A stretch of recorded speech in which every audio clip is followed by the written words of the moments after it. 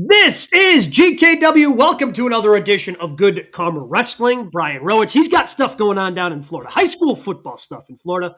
So this week it's just myself, Gabe Knights from ESPN Milwaukee, from ESPN 1000 in Chicago. He is Jonathan Hood. Of course, you can also check him out, and you're going to be on this Sunday, right? Yes, sir. Sirius XM. So if you're looking for immediate reaction after on Sunday morning after Saturday night's main event, Jay Hood is part of SiriusXM Pro Wrestling Nation every Sunday from 9 a.m. until noon Eastern time. And that's where today's show is going to be just a little bit different. Usually we go through our top story, 3 count. We'll still have news and notes and match of the week. We'll do that at the end. But this is the end of an era. This is the end of John Cena, the professional wrestler. Now, he is going to be in WWE. He's going to be making appearances. I believe he's already scheduled in Vegas for the night after WrestleMania. So he's still going to be around the product from time to time. But this is the end of his in-ring career coming up on Saturday as part of Saturday night's main events. So let's just start here, Hood. How are you going to remember Cena, the wrestler? So, Gabe, I'll remember John Cena, the wrestler, as a white meat babyface that had to eat all the shit that Vince McMahon gave him, meaning that someone who cared about your kids, someone who did all the Make-A-Wishes, but yet he was booed and says, "Oh, John Cena sucks." It's not even about John Cena. It's just a trooper, man, a company guy that said, "You can boo me even though I'm doing all the babyface things. And I know that you're not booing me, you're booing creative, you're booing Vince McMahon." But, Gabe, just for the human thing to separate, by the way. Well, yeah. Well, I mean, think about human nature, though. Yeah, that's what I'm saying. Every day you're busting your ass, right? And you're wrestling and you're making all the towns, you're doing all the autograph signings and all that. And the same person that is getting the autograph from you, he's saying that you suck. Think about that. That's got to wear on you for 10 plus years, 20 years of mostly being a babyface and being booed and saying that you suck when he really didn't. So that's the hallmark of Cena. I will just remember a guy that just took all those things and arrows and smiled all the way to the bank to a successful career.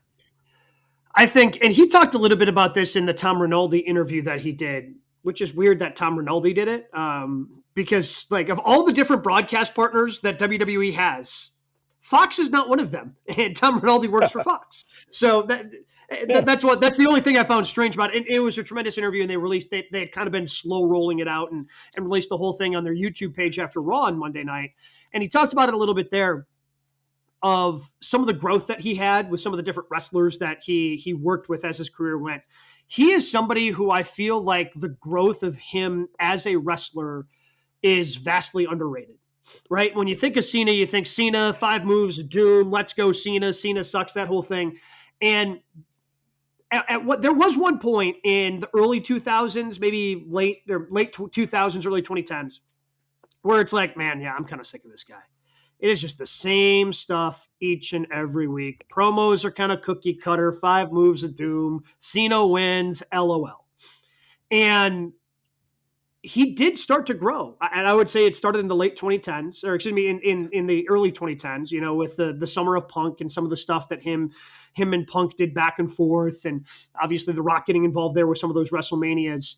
And there's I can't remember the specific moment, but I just remember thinking after he kind of went away for a while to kind of do some of his first Hollywood stuff before he came back to WWE, and he starts doing it's like, oh, I kind of missed like this Cena, but he had also grown. Like he was different in the ring. Like, yes, he still did the 5-knuckle shuffle. Yes, the attitude adjustment was still there, but it felt like, and again, he kind of talked about some of the growth that he had as an in-ring performer. And we talk about the storytelling aspect, I feel, a lot, whether it's the actual stories or the story you tell in the ring. And it's hard to tell like a significant story that you can care about in ring when you have the 5 moves of doom. Oh, he does these 5 moves, John Cena wins. And I think Bleacher Report had I think they named it the greatest John Cena match of all time. And I've talked about it here in this final run, a Monday Night Raw match between him and Punk, where Punk is desperate and wants to, qualify. It's his last chance. He wants to get through Cena to be able to face Rock again, do all these different things.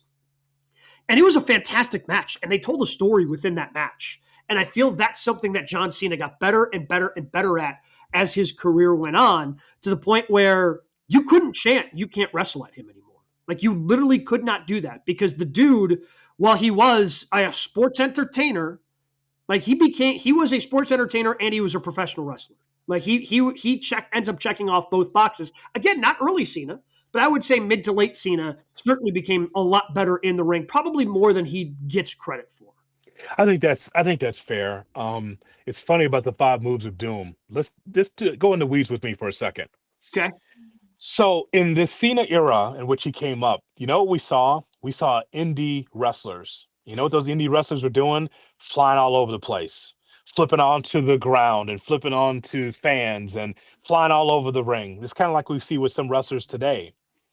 And so I think that the five moves of doom thing came from wrestling fans evolving, where they Mm-hmm. say, five moves of doom is not good enough anymore.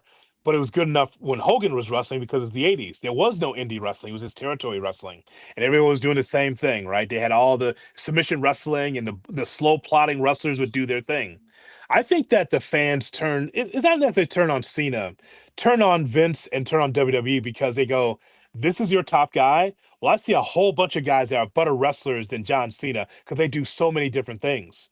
And so I just want you to just envision, Gabe, think about Hulk Hogan in the 2010s when he first comes out, right? Turquoise Mm-hmm. trunks, and he drops the leg. He just does five moves. Well, you know what? Hogan would have been booed too because he just Yeah. did two or three things. So in that way, I think that people look at Cena and go, "You're top guy. I can watch Amazing Red in my high school gym do a million things that could thrill me and get me off my seat. You do the same things. You say the same things." I just think that the fans got bored with the character because the character did what Hogan did in the 80s. So they wanted something a little bit more dynamic. I think that's fair.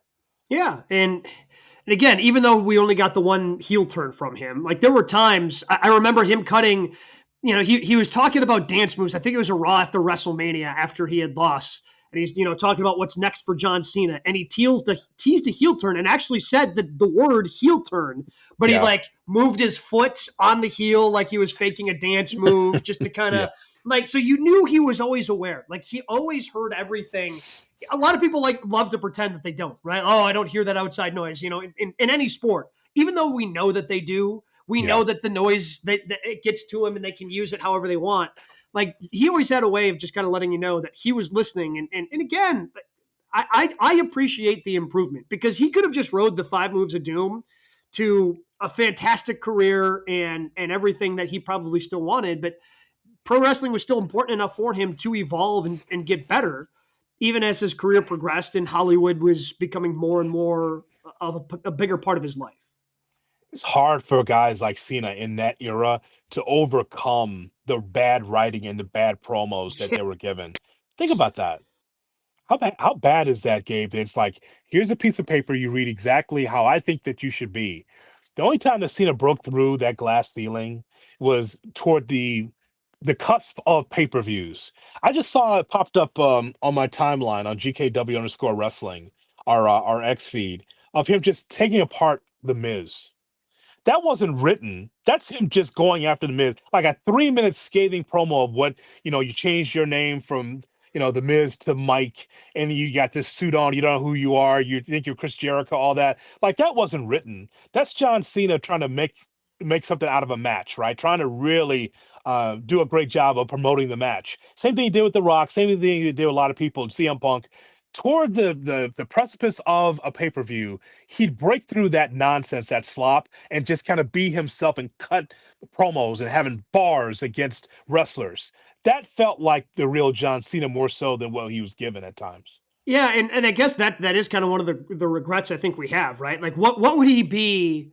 Because, as you mentioned, a lot of the promos, and we think about that, even when he buried, Austin Theory, Oh and my God. and he had the promo against Austin Theory, the promo he had against Solo Sokoa, like some of the later stage promos where he's able to be himself. It makes you wonder, what could he have been in the mid to late 2000s and early 2010s if he was let off the leash by Vince McMahon a little bit more, because the creative and his ability to talk is something that separated him. It's what made Stephanie kind of realize, hey, how come we're not doing more with John when he was doing the freestyle raps? I mean, that's Yeah. been covered on a number of different WWE shows of Yeah, John had the great opening, ruthless aggression thing against Kurt Angle, but then he disappeared for a while. Kind of like Jericho. Jericho popped up, had that great opener with WWE. Nobody knows, everybody's, oh, well, what's this new tease? And then it ends up being Y2J, has this great opening promo battle with The Rock, and then kind of disappears for 4 or 5 months. That's what happened to Cena,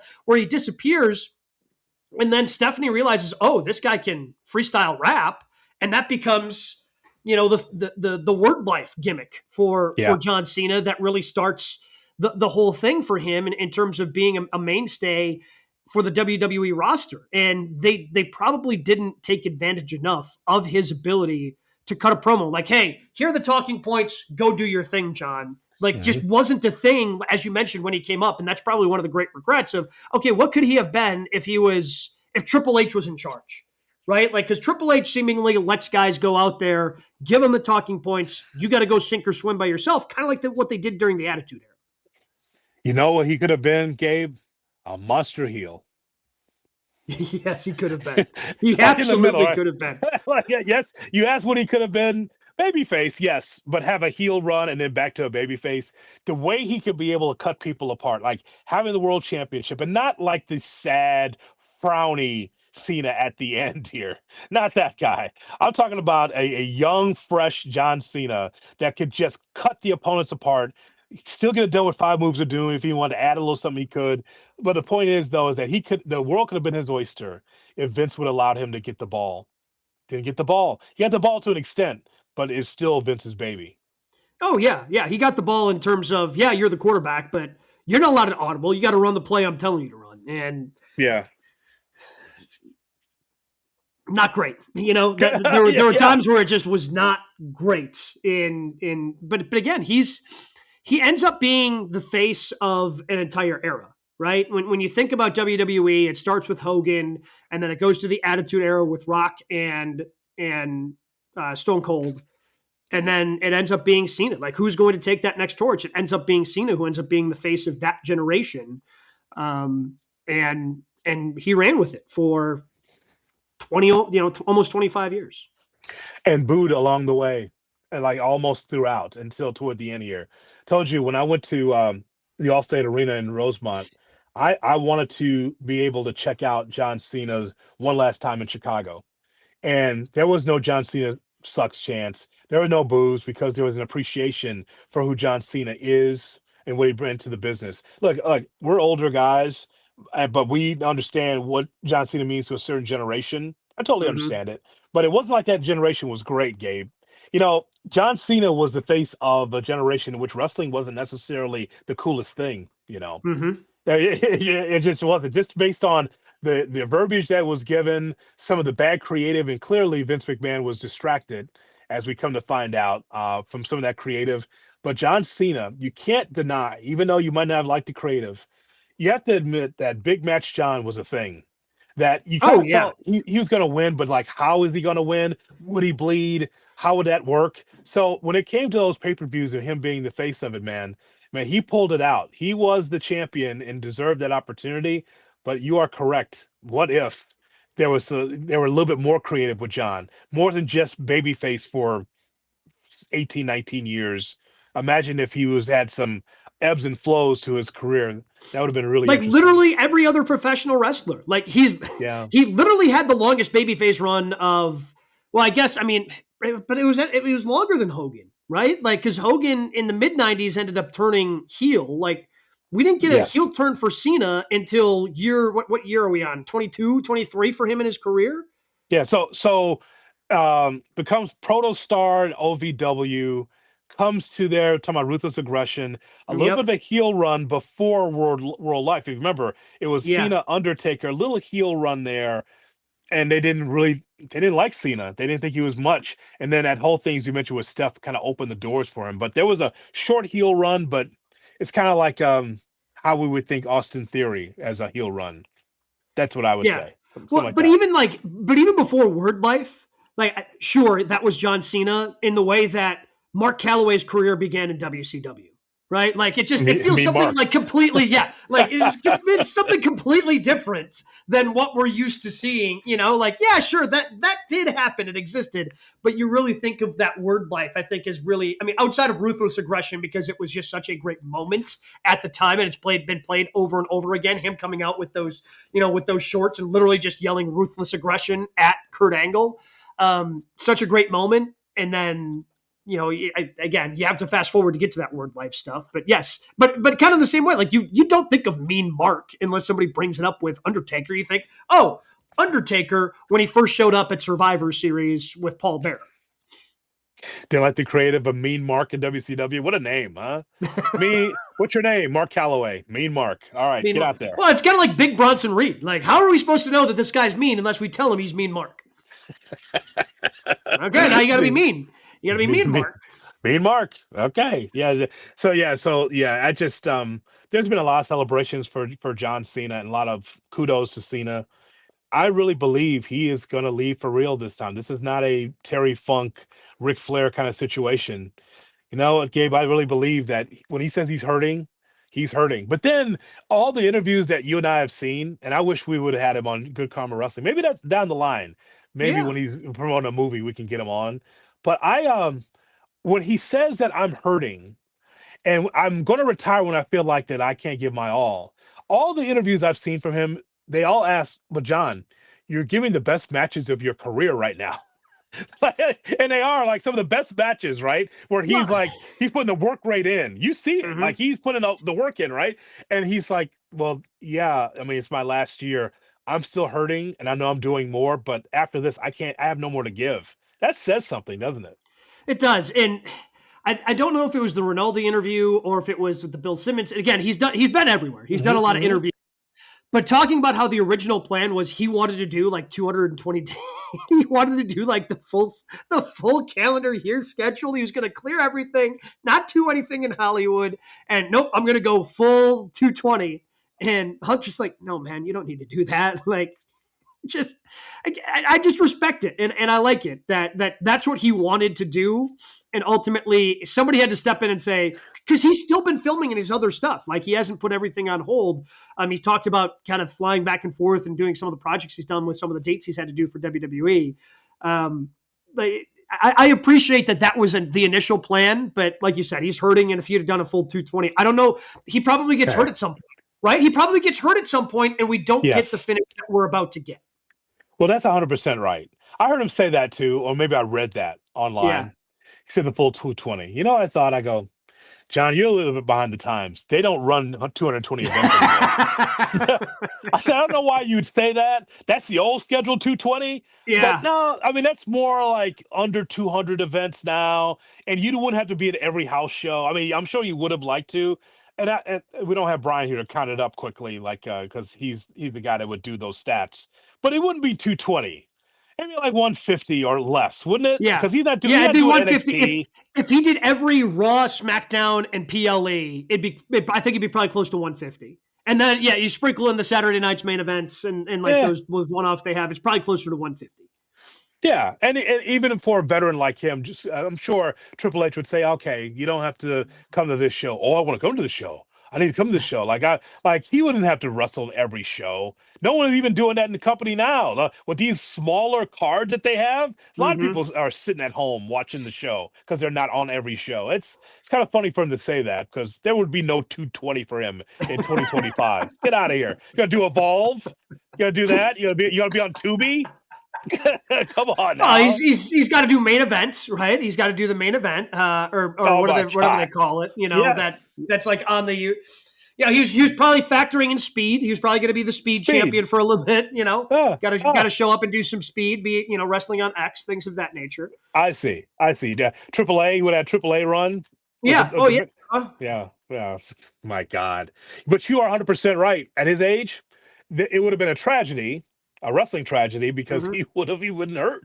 He would have got his body broken somewhere along the way. So that we wouldn't have gotten, again, he stayed healthy this entire time. We wouldn't have had, because if he's clearing his schedule for 220 and then he gets hurt and he can't wrestle, it's not like, oh, I'm going to pick it back up. No, he's got to get back to the other stuff, man. Like that's how you're actually making your living at this point. So again, I respect him saying that he wanted that, but I respect even more whether that was Hunter, whether that was someone close to him. Like, man, you don't have to do all that. And 220. again, it gave a special feeling when he kind of hit all those towns for the last time. I think he still hit all the major towns that he absolutely needed to. Which moves us to: is there a match, an opponent that you wish you could have gotten to see in John Cena's career? Dream matches. We got Cena Ambrose, did we not? Did we get Cena Moxley? Yeah, but again, yeah, it would have been. I mean, Cena Moxley is different than Cena Ambrose. I like Cena Moxley. Like see what that looks like. Like that, this version of John Moxley, yes. See, I always think about whether or not whether or not the style makes the fight. Because I can go way off into the space and tell you Cena against Okada. What does that look like? John Cena Sure. against how about this year's Cena against Okada? What does that look like? A Japanese style that Cena would have to wrestle. Would he work that? Could he do the AEW style, which is the Japanese style? Could he do Yeah, that today? I think he. Again, it's not something he could do often, but if you asked him to Mhm. do it one time, I think he could. That's a help. I mean, I think he could catch up with the work rate just based on the AJ Styles match, right? I mean, he was Mm-hmm. working his ass off in that match, Yep. right? Um, I mean, the big miss here, I think, is always Sting. I mean, but Sting with so many different people in WWE because he only had the two matches in WWE. He had the Triple H match at WrestleMania and they had the Seth match, and that was it for Sting. which Sting? Which one?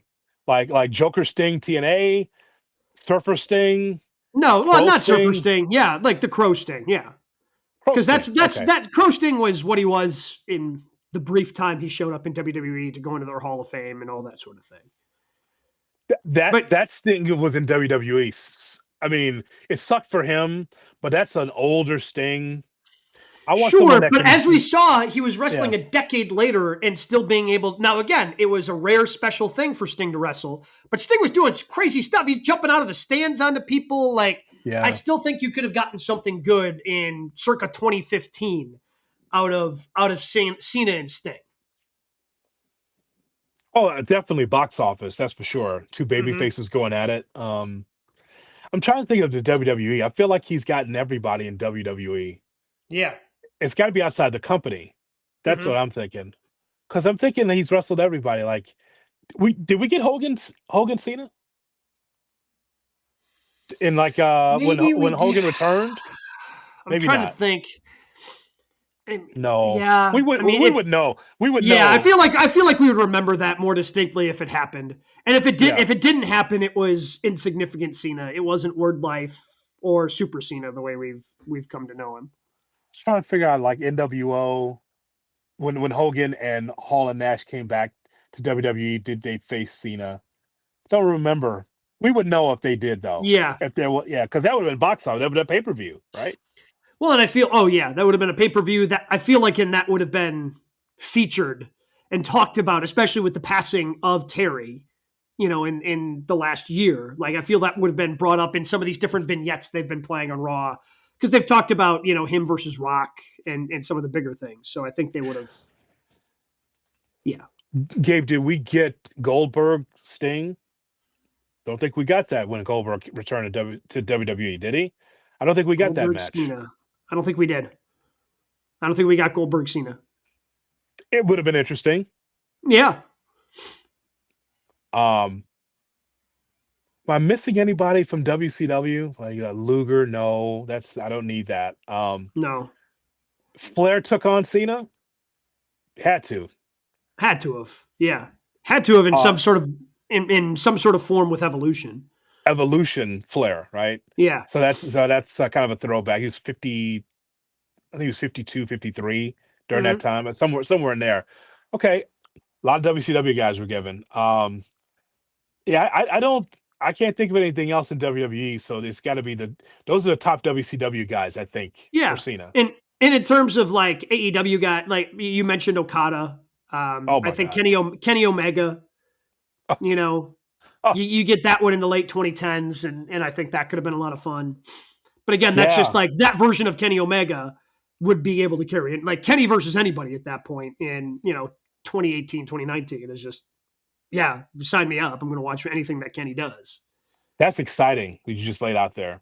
Kenny Omega against John Cena. Mm-hmm. Oh man. Oh man. Could you imagine what that looks like? I mean, it doesn't matter who's heel or babyface. Just the idea that Omega's gonna be all over the ring. Cena will do his power moves. That'd be Mm-hmm. something. Yeah.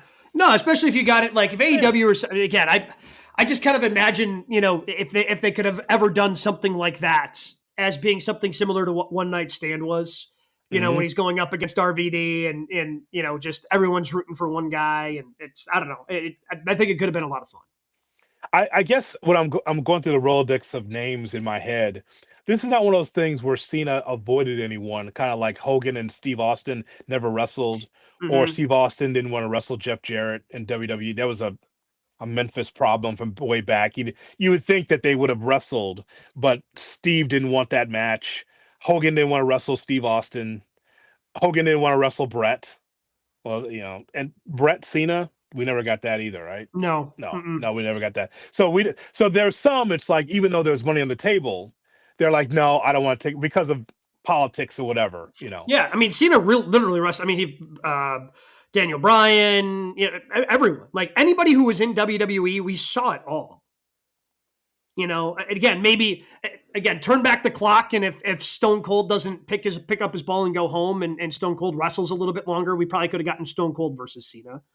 Stone But Cold Cena. but again, I Yeah, feel like that got represented almost with Rock versus Cena.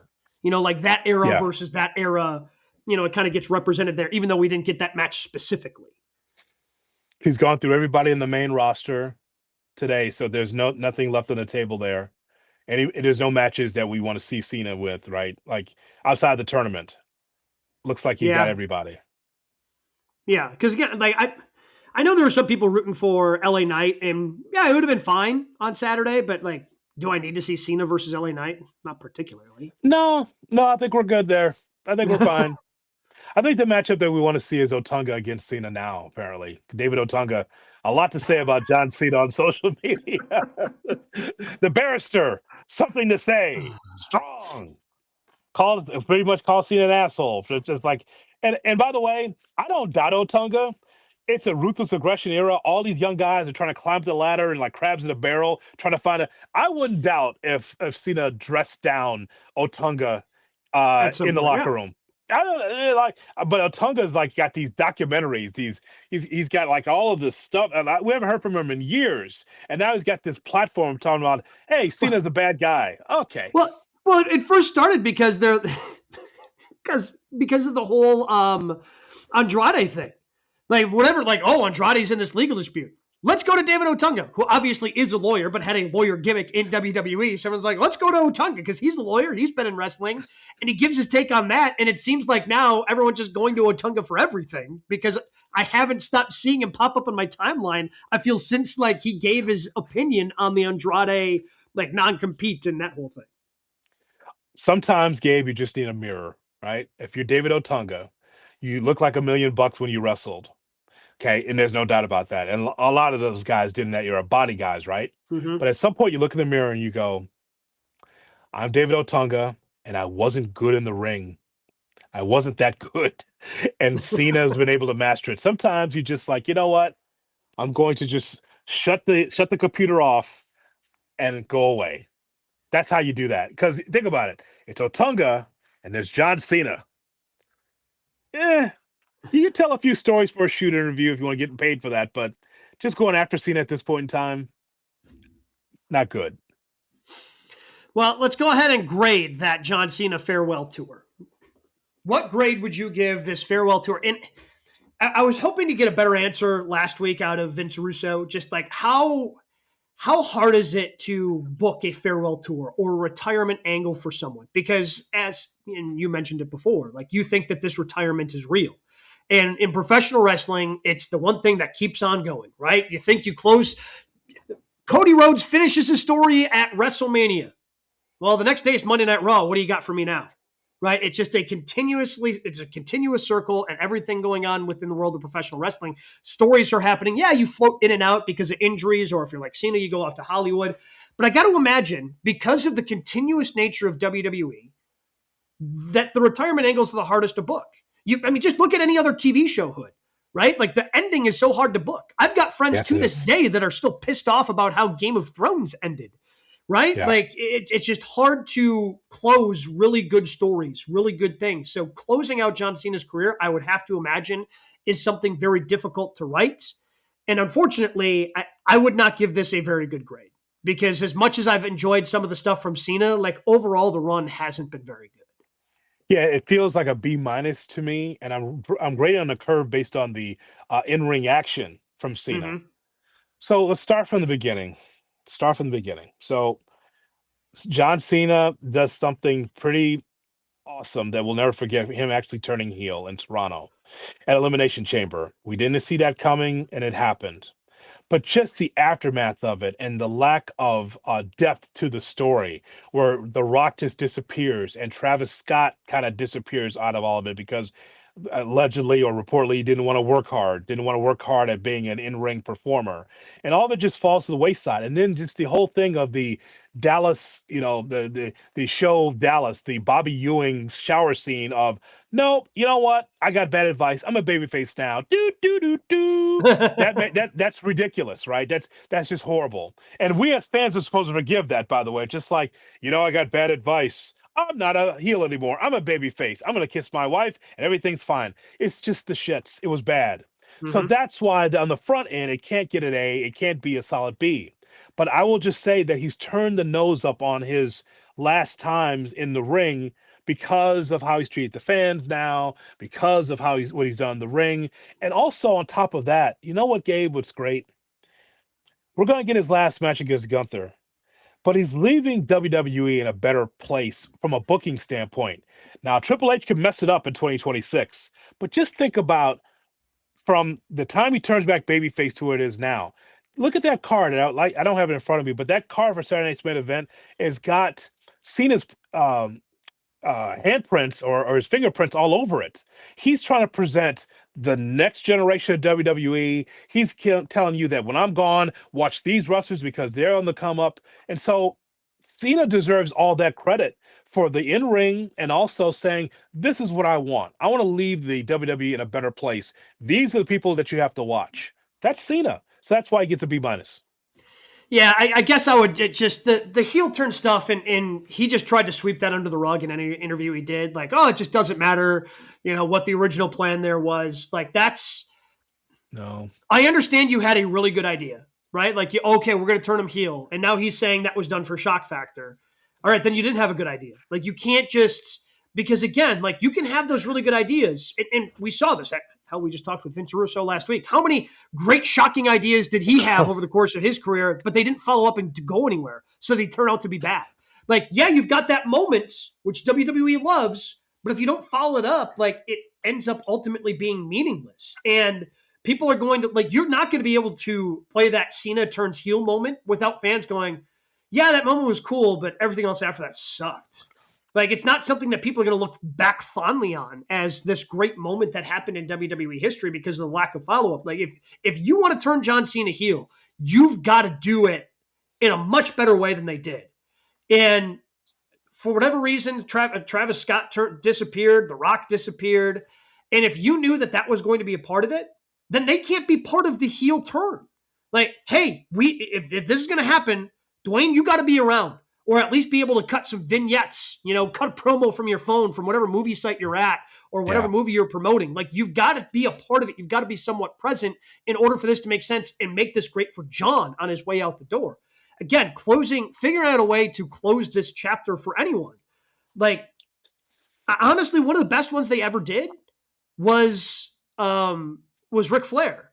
Now, the problem is Flair retired and unretired like 6 or 7 more times after that. But Yeah. the whole next time you lose, Rick, next time you lose, you're going to be done. And he has that great run up to WrestleMania where he wins a bunch of matches, comes from behind, wins a bunch of those, and then loses. And we have the I'm sorry, I love you from HBK before he super kicks him. and then pins him at WrestleMania. Like, that's a great moment. That was fantastic. That ultimately gets ruined by Rick because Rick couldn't stay retired. To your point earlier, John actually is going to stay retired. Like, I firmly believe that because, again, part of the reason why he couldn't wrestle or be in WWE because, like, those guys get hurt. Same thing with The Rock. Like, you have to, like, block off so much time in case you get hurt because you can't have these other movies get postponed because now you're injured and can't participate in the movie. That costs studios way too much money. It's way too dangerous. So, like, I firmly believe with the future he has in Hollywood, like, he's going to show up and we're going to hear the music every once in a while. He's going to cut a promo, but he's done in terms of in-ring stuff. And they just weren't able to stick the landing, unfortunately, for John because they had the idea. They just didn't know how to And once again, a shout out to John Cena for being a company guy, Gabe. Being a company guy, because every interview I've heard from John says the company needed a heel, and I raised my hand. I said, I'll do it. When he didn't have to, by the way. Didn't have to, but he wanted to do something fun. Unfortunately for Paul Levesque, and this is why it's a negative on his resume as a booker and as a matchmaker, is that they didn't really think this thing through. That's a problem, right? If you're going to do something like that, and I'll give Vince credit, whether or not it was good or bad, at least there was a plan. And the plan faltered. And Cena was part of that plan that faltered. For them to have to pivot the way that they did in a full 180, just like, you know what, this whole heel thing, you guys didn't buy into it. It didn't work. And John at times was not comfortable with it. I remember him on the Breakfast Club telling the Breakfast Club, like, yeah, I was in Birmingham. I did a promo and I just didn't like the way it sounded. Like I tried, but I thought I sucked. I didn't think I was convincing as a heel. That was strong. That's a strong commentary for someone who's prideful like John Cena. So it's amazing that we're here with Cena's last match coming up on Saturday, despite the WWE almost derailing what was supposed to be a special year because of this heel turn that stunk, you know? Yeah, and again, we still got some cool stuff out of it. Like, again, him versus Punk with Cena being the heel. Like, that was and Punk coming out and he talked about it and how Punk almost made him break when Punk came out in the Punk Life gear. And while Punk was cutting his promo, he took the microphone down and looked at him and said, "I miss you already," and then continued with it. And he said that almost broke John at that moment. But again, there were some cool moments in there, but ultimately, like, the heel turn, it just stunk because you couldn't make it make sense. And while I enjoyed, again, I thought the explanation of, hey, I'm still going to do me. I like my colorful t-shirts. I like my song. So I'm doing this for me because, well, then they could still sell the t-shirts because even though he was a heel, you know, it was John Cena farewell tour in insert city colors here that they were able to sell all along the stops, all along the way. And I'm sure people were still buying those up because it is John Cena at the end of the day. It just unfortunately stunk. And again, like you said, the face turned back explanation stunk.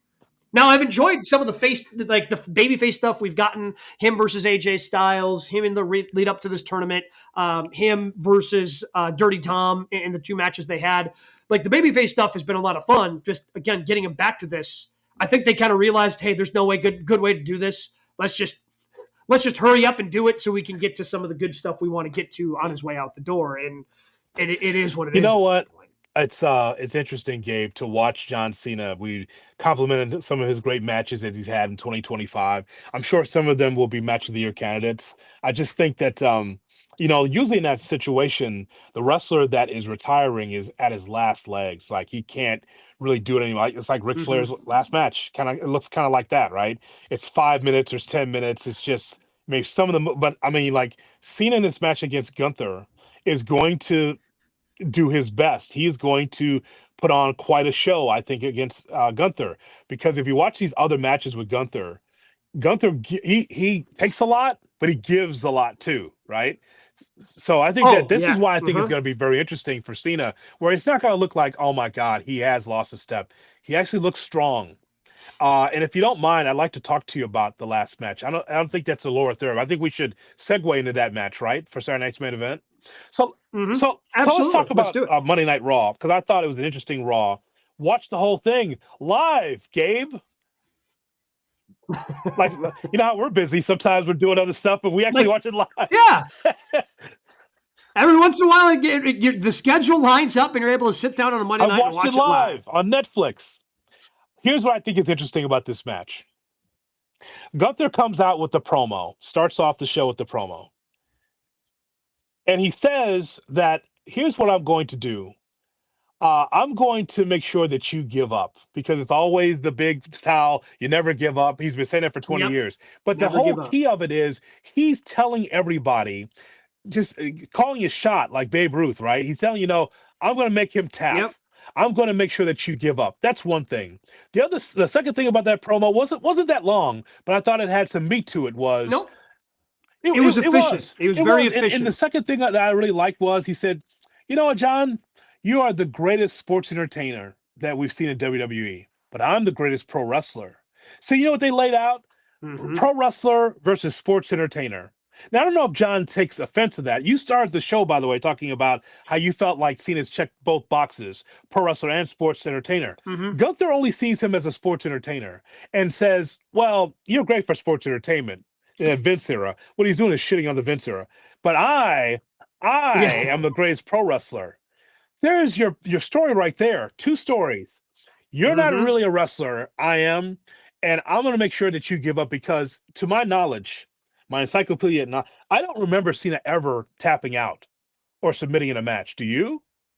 In his whole career? I don't. I'm God. I got to assume there has been one, but I'm going to look it up as So as we I think speak that about is this. the dichotomy of the two, and also if this was in the 1970s, 1980s, what would happen is Gunther would have a Austrian flag and he'd be waving it, right? Because he'd be anti-American. But this whole thing screams Rocky IV with Gunther against John Cena in Washington, D.C. I think all of that, back in the day, this would have been America versus Austria. But today, it's just Gunther, the guy that is, the classic pro wrestler that could be able to wrestle at any era, 60s, 70s, 80s, 90s, with the black robe and the black boots and the black tights against the All-American John Cena. It just is perfect. Perfect place, perfect timing, perfect opponent for John Cena. So a quick Google search. It seems like all of this happened in early 2000s, Doctor Thugonomics era, so there was one match against Jericho where he won via disqualification because Jericho hit a low blow, but then Jericho put him in the walls of Jericho. So then Cena can be seen tapping after the match. Kurt Angle tapped him twice with his ankle lock. Before that, so like 2004. That happened, and then Chris Benoit also made him tap out in December of 2003. So that's all before hustle, loyalty, respect, never give up, so colorful T-shirts, Super Cena era. So of this John Cena character, so that it's been 23 years since he's tapped out. That's right? insane. Yes. So which again adds a nice little wrinkle to that. And I'm curious if that is mentioned by Michael Cole, because I think that adds a little bit of depth when they're in he said, right at the beginning of the match, Gunther said he wants to tap out Cena. Cena hasn't tapped out since, and give the time that he last tapped out. Classic pro wrestler against sports entertainer. What Gunther's telling you is that whole era, that wasn't pro wrestling. That was just promos and short matches, and it was just not good. But what I'm doing is real. Bad stories. Yeah, 100%. And I think that's what makes this, even though we knew this was probably going to be the last match, I think it makes, if Gunther actually does tap him out, again, that to me, because I was critical of Cena losing to Dirty Dom, because I thought that would take away a win but if Gunther taps him out, that's something completely different. Like if he actually taps him out, that makes Gunther look really strong. Now he retired Cena by tapping him out. He retired Goldberg earlier this year, and that sets him up to be this monster heel and go on, I think, a pretty big run in 2026. Okay, so let me make a pitch to you. Let me pitch something. So this, and I, for the life of me, I don't know what that is that Gunther's doing to be LA Knight. I don't know what that move is. I'm not sure what you call that. It's a cross face something. I'm not sure what that Yeah. is. I'm not sure. I'm not sure I've seen that before, quite frankly. But I know that he was smothering LA Knight and LA Knight tapped, which also is a surprise, right? That's how you beat him. You tap. But also Gunther called a shot before that match too, if you recall. Called a shot. Say LA Knight, Yep. watch how I beat LA Knight. And so you saw that cross face thing they did. So the pitch I'm going to make to you, Gabe, is that after a long match, Gunther wears down John Cena, puts him in that same hold, but Cena passes out and loses, but he never gave up. But Gunther still wins. I think that's probably the way. I think that's the way they have to go. You expect Cena to lose, right? Oh, Okay. oh yeah. Mm-hmm. Because he is, I think he is much like Sting had to be convinced, like, no, we're putting you over. Like the Young Bucks said, no, we're not going to pin you. You Yeah. have to win this. I think the similar thing would have to happen, but I think John would just push back and go, no, it's better for the business. It's better for the company if Gunther beats me on my way out. I think Cena is going to take that. And again, if he passes out, Gunther can leave. Everyone can kind of come out. Bring John too, give him the smelling salts, whatever you want, and then Cena can wave to the fans, leave the sneakers in the ring if he wants on his way out in his final match. Which, by the way, this has two main events. Like it is dumb. I'm going to say it right now. It is dumb if this leads off the show. Yeah. This needs to be the last. This whole thing is built around him, and this being his last match. It needs to be the main event, and I think it I'm will be. confused by people thinking, and I've seen what you've seen, that it should be first.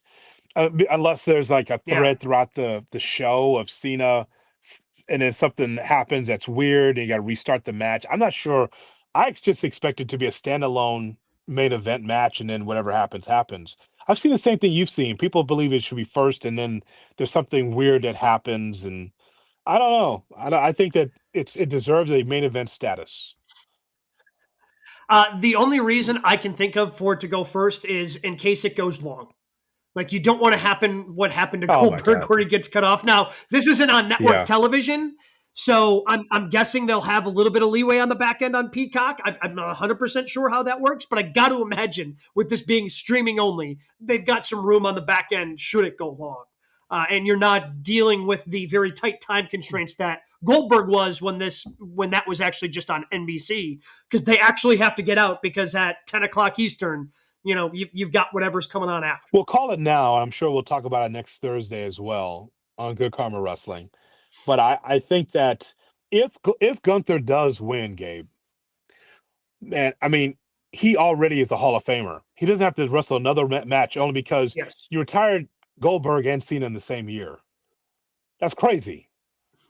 And that means the company really feels strongly about you. And I'll say this, because people will think, when or if Gunther wins, oh, well, you got to put the title on him. Actually, you don't. He's an attraction. I said this on Busted. I think I might have said it here too, but we do a lot of content here, so I don't know where I'm saying it. I might be saying it in my bathroom. Who knows?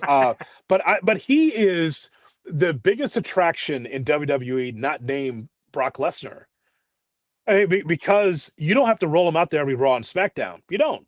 He's special. WWE's made him special. I'll tell you also the conjecture that's out there about Gunther.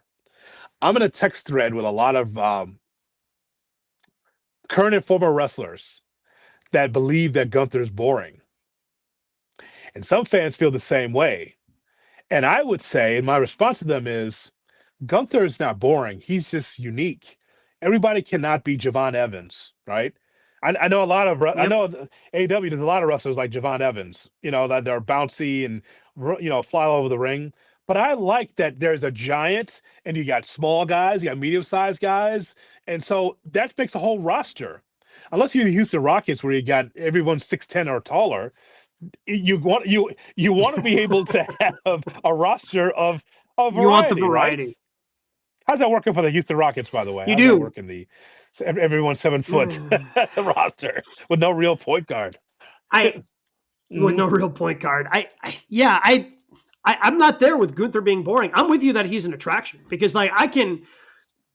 we've talked about what the future of the world championships in WWE look like. And Gunther, as of right now, is not in that picture. Maybe he's back there eventually. But I see him. So if he retires Cena, okay, now he's the modern day legend killer.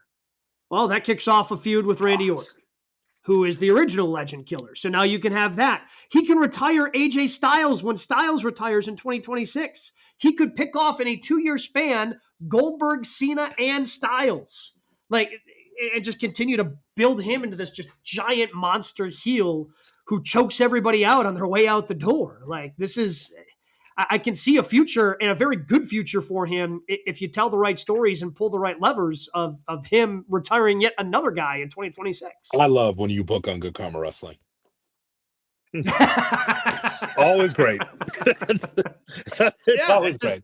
I think it's right there. I just think it's right there for you to be able to do this for Gunther. And again, it sets up by Cena. I think it ends the way you described. I don't think Cena gives up, because the don't give up thing, I can see him not tapping, right? But passing out in whatever hold that is that Gunther has, that makes the most sense to me, of him passing out at the end of Saturday night's main event. I don't know why you're wasting time with Marquette basketball when you could be working in WWE on the weekends. I don't know.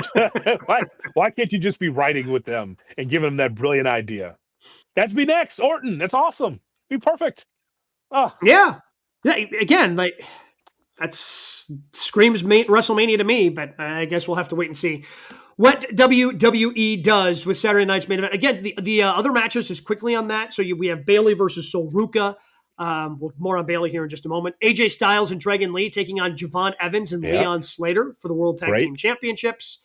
And then Cody Rhodes versus Obafemi in a champion versus champion match. Neither title on the line, I don't believe. No.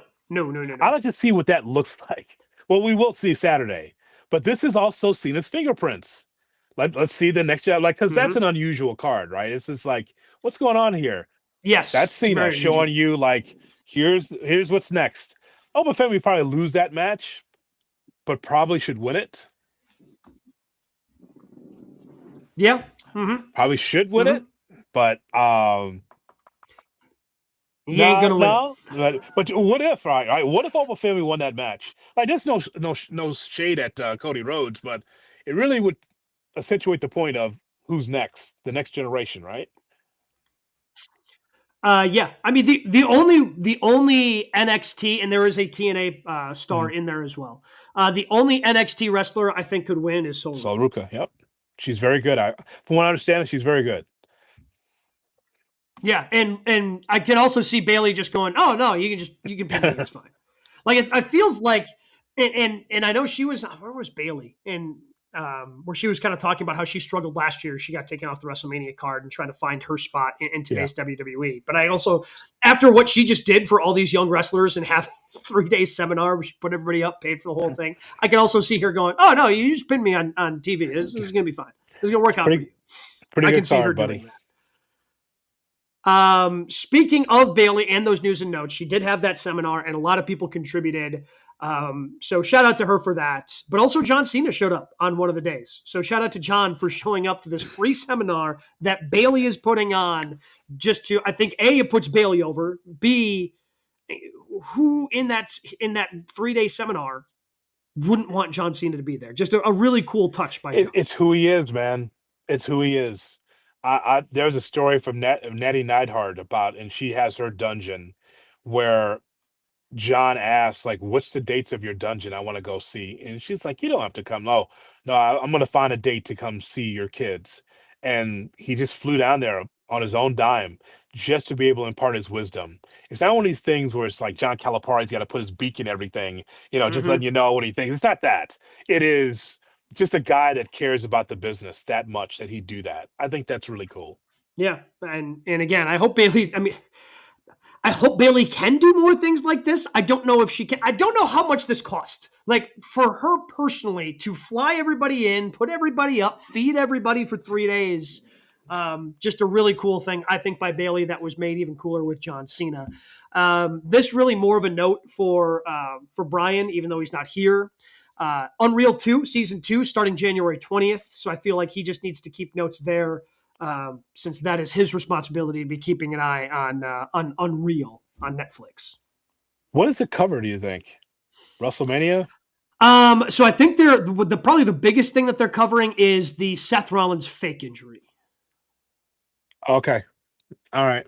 He'll let us know what's going on with that because I won't be watching that at all. No interest at all. Okay, and for those our new viewers and listeners, if you think wrestling's a work, which it is, yep. What do you think Unreal is? They're telling you in the name. In the name, it says it says Unreal. The work about a work.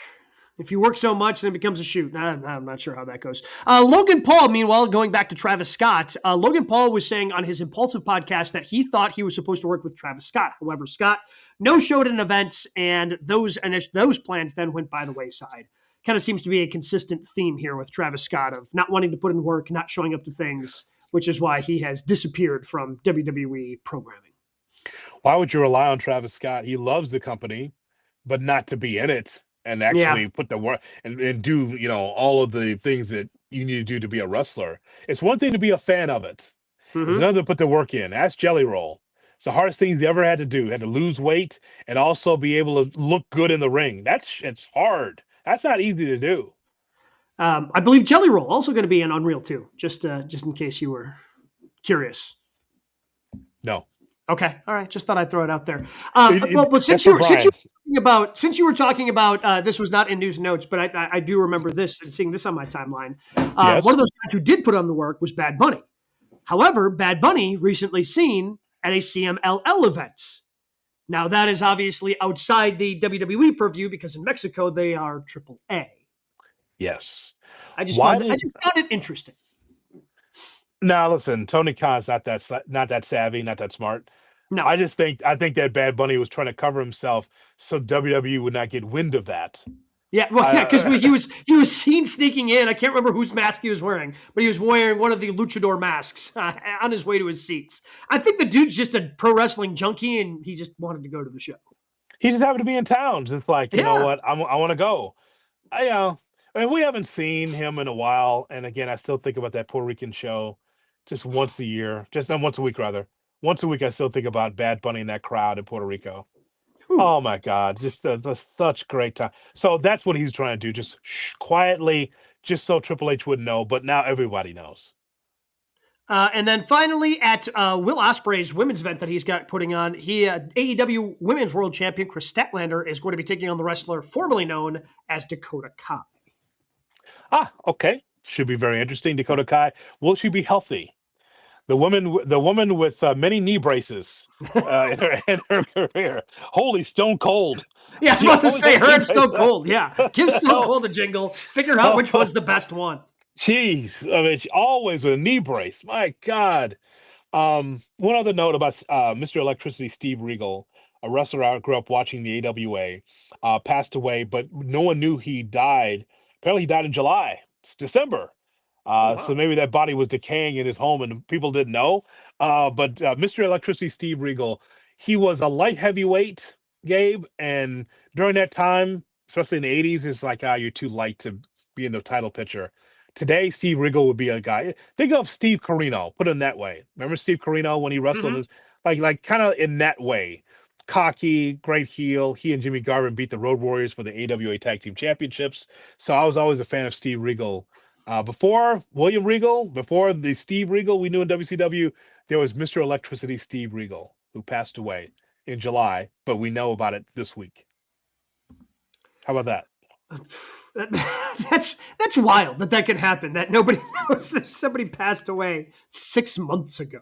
Well, you better make sure that the people in our company know if you're going to go, don't just expire in your chair.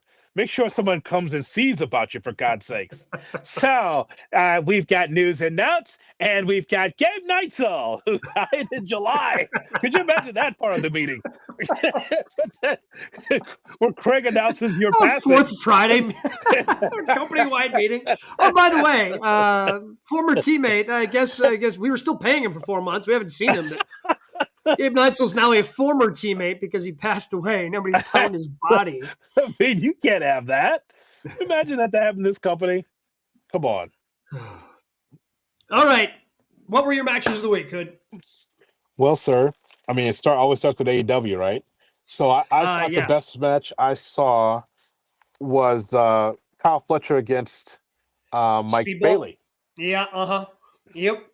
Knew it was So going to be good. It was so good. It was were spectacular. were you surprised at the finish? I was not. I was not surprised that No. Mike Bailey won. What's that? I wasn't surprised that Mike Bailey won the match. Oh, neither was I.